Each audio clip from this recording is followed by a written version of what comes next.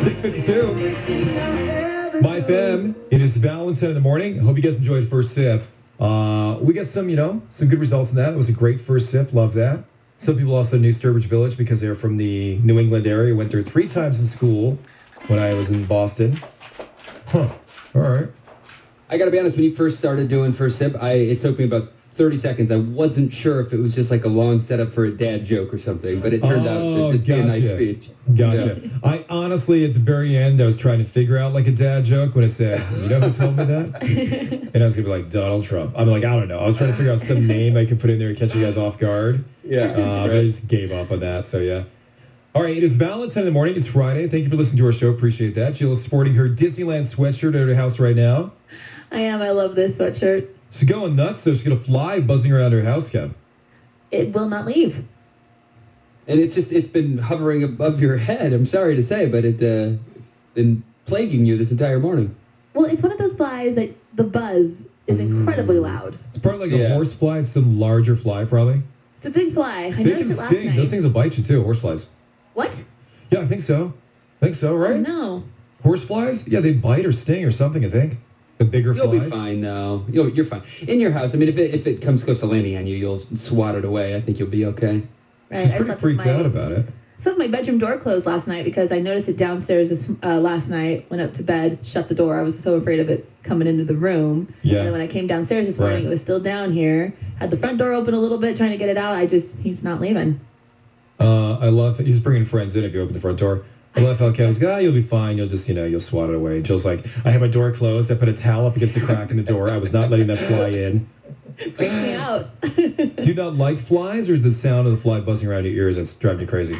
I just feel like when you're asleep, I just have this thought of just a bunch of insects coming out and like crawling all over you. It's a weird thing, but you hear about you swallow so many spiders in your lifetime, and I know that that's a myth or whatever, but I don't know what I'm doing when I'm sleeping. I don't know if it is a myth. I've never checked into that. Is it a myth? I don't think it's a myth, Jill. What? I don't think Really? it's a I thought myth. it was a myth. I don't know. I think I could see things crawling in your mouth, your ears, whatever thing was open. Yeah. I could see that happening. I get freaked out sometimes with something in my ear or something crawled in something or other, Yeah, it worries me. All right. We'll fact check it for you, though. This is the level of excitement, though, in my house. I have a fly in here. Like, that's a visitor, and you want him to leave. I know. How rude. Wait, is it a male fly? Do you know if it's a guy? I feel like it's a guy. Hey. Here's what's coming up in Hollywood headlines. Weird. Lady Gaga gave the jacket off of her back to a fan, and the story is great. I'll tell you why right after traffic. Say hello to convenient shopping and everyday low prices at your neighborhood Smart and Final. 3 things you need to know right now. All right, 6:55. It's Valentine in the morning. Today, nail salons, massage therapists, and tattoo parlors are allowed to reopen in LA and Orange County. Workers and customers must wear face masks, and businesses must implement intense cleaning practices. Some employees may be required to wear face shields. The news comes as the total number of positive coronavirus cases in LA County nears 80,000. Yesterday, the Kobe and Gianna Bryant Helicopter Safety Act was formally introduced in Congress. Vanessa Bryant's urging lawmakers to pass the bill, which she hopes will save many lives. It would require helicopters that carry 6 or more people to bring several pieces of specific safety equipment, a flight data recorder, and a cockpit voice recorder as well. Riverside County has created a mobile COVID-19 testing team to help reach people who don't live close to a testing site. The mobile testing process is very similar to the drive-through version. Nurses will take your information, but if you don't have health insurance, you won't be turned away because the test is free. That's great. The more people you test, the more people you can find who have it, and then, you quarantine those folks, whatever, and you can do the contact tracing and everything. It all helps, The more we can test, the better off we're going to be. All right, 6:56. It is Valentine in the morning. Okay, there's an issue in Monterey Park is becoming a bit more problematic. On the 60 heading westbound before Atlantic Boulevard, there's a bunch of metal debris that's in the roadway, and now the right lane is blocked off after several cars smacked into all of that. We've got a couple of cars off to the right shoulder as well that did some damage to the vehicle, so definitely be careful through there. Again, this is Monterey Park 60 west before Atlantic Boulevard, and that right lane shut down because of a bunch of metal debris out there. Right now, it is a stop-and-go drive from Wilcox. There was a fender bender that came up trying to move through downtown Los Angeles on the 110 heading northbound to the Olympic. That's gone from the middle lanes now, but the slowing is still there with a backup to gauge. And traffic is sponsored by Sprouts Farmers Market. Get that sweet taste of summer at Sprouts Farmers Market. The best summer fruits are here at last. Now you'll find the sweetest, juiciest peaches, plums, and nectarines, all picked at peak perfection. Hurry into your local Sprouts Farmers Markets. That's your traffic. I'm Diana Olea on 104.3 MyFM. Valentine in the morning. Hollywood headlines.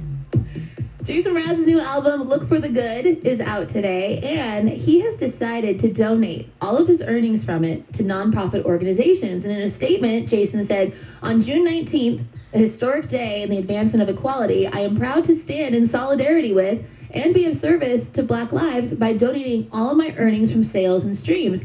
Now, he got $250,000 as an advance on royalties, and he is splitting that up between 6 different organizations, including Black Lives Matter, San Diego Young Artist Music Academy, and Equal Justice Initiative. And he said he announced it publicly in hopes of inspiring other creators and leaders in business to do the same. And Lady Gaga was in Malibu, and a woman named Shannon, who happened to be a fan, saw her and wanted to talk to her, so she complimented Gaga on her jacket, and then she felt the need to tell her this personal story, and she told Lady Gaga that her best friend back in high school was a huge fan, and Lady Gaga was the reason that he came out. And she said he has his first 5 tattoos were all dedicated to Lady Gaga, and then she also explained that her brother had come out too, and so she said she just wanted to thank Lady Gaga for being such an incredible ally. And Gaga was like, you like my jacket? Here's my jacket, and gave her the jacket she was wearing as just kind of like a thank you for sharing, thanks for being a fan. And yeah, it was a total typical Gaga thing to do. That's why I love Lady Gaga. Jill, the Hollywood headlines. Okay, thank you, Jill. It is almost 7 o'clock. It's 104.3 MyFM. This is Valentine in the morning. The Battle of the Sexes coming up. Today is June 19th, so it's known as Juneteenth, and we've all learned a lot about that, I think. And, you know, honest about my own lack of intelligence on the matter. You know, at least now we're learning. I understood a lot about the Civil War, but I never really understood the deep meaning of June 19th to people, Juneteenth. And, you know, the Civil War ended in May of 1865, but the last slaves weren't freed until today, June 19th, because it took a while for the Union soldiers to get to that Galveston area where the last slaves were. But imagine that for a second. Understand the power of what today is for people who are Black in America, knowing that these people were enslaved and for so many, many years enslaved. Think about that. And then this is the day where somebody was freed, gained their freedom. I think, you know, I don't want to expand on it too much because I just may not have the words to do this, and I don't want to say something that gets me in trouble because I said the wrong thing. But then again, it's important to talk about. Right. Slavery is the worst thing you could ever think of, I'm sure. And all I know is what I've read in the history books and everything.